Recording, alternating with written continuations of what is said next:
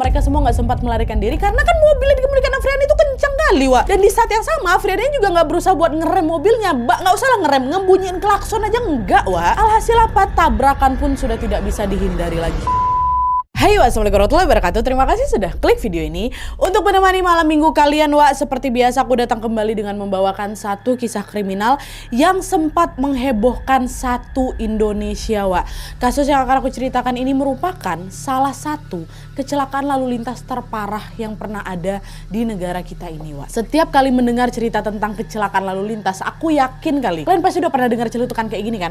Kadang pas lagi di jalan kitanya udah hati-hati, tapi malah orang lain yang tidak hati-hati. Pernah dengar kan? Nah, kasus yang akan aku ceritakan ini, Wak, relate kali sama kalimat tadi itu.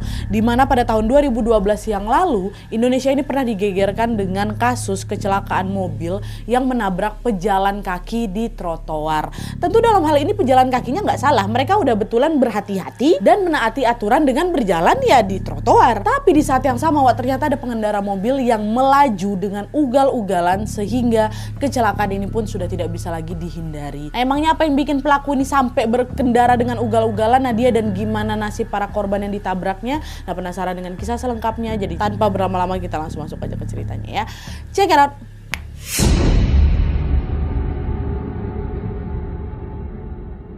Oke, Wak, jadi kasus yang akan aku ceritakan malam ini melibatkan seorang perempuan berusia 29 tahun yang bernama Afriani Susanti.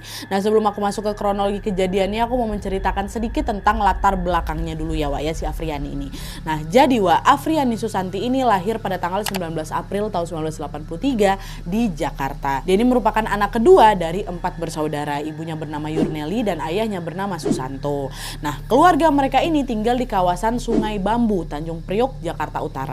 Nah, di kalangan masyarakat tempat mereka tinggal, Wak, keluarganya Afriani ini dikenal sebagai orang yang sangat taat beragama. Nah, Afriani sendiri juga diketahui pernah bersekolah di SMP 95 Jakarta.